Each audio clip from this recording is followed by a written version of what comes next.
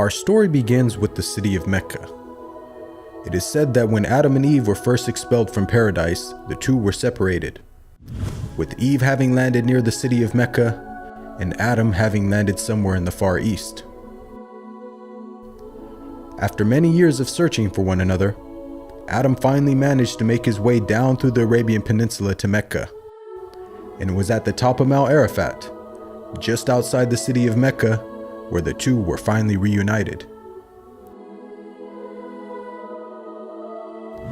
Mecca is also significant because it is considered the first place on earth that God Almighty was worshipped alone. And so, it was at that very spot that Abraham and his son Ishmael built the first house of worship for God.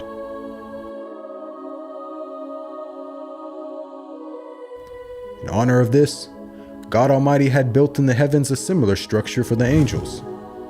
And it is said that every day, 70,000 angels come to that building to perform their prayers and then leave, intending never to return again.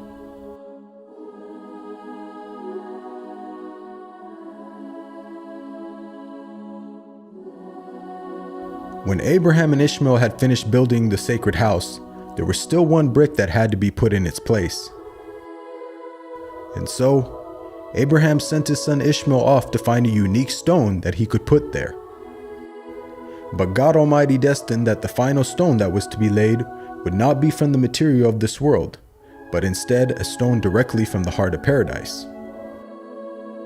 The angel Gabriel then brought the stone down to Abraham, who proceeded to put it in its proper place. It is said that when the stone first came down, it was a pure white color.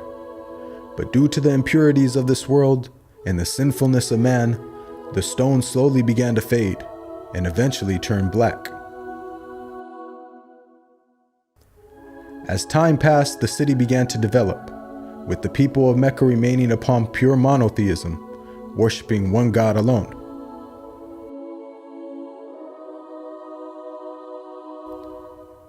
This despite the fact that their neighbors in Egypt, Mesopotamia, and the Levant had been practicing paganism for centuries. But this was all to change when a merchant by the name of Amr ibn Nuhay had decided to conduct his business outside of Mecca. Amr then proceeded to journey northwards until he reached the lands of Levant. There, Amr would witness for the first time things like modern architecture, advanced literature, and of course, the practice of paganism. Amr was so impressed by all that he had seen that before leaving, he asked if he could take one of the idols back home with him. The people agreed, and so Amr took the idol and placed it along with the other goods and merchandise in his caravan.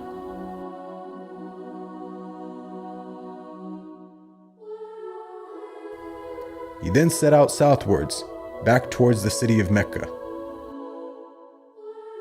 When Amr arrived back home, he immediately took the idol and placed it right in front of the sacred house. He then proceeded to tell the people that this was now going to be the God that they worship. Sadly, this concept faced little, if no resistance. And as time passed, the people began to worship more and more different idols, until it is said by the end of the 6th century, there were over 360 different idols surrounding the sacred house in Mecca.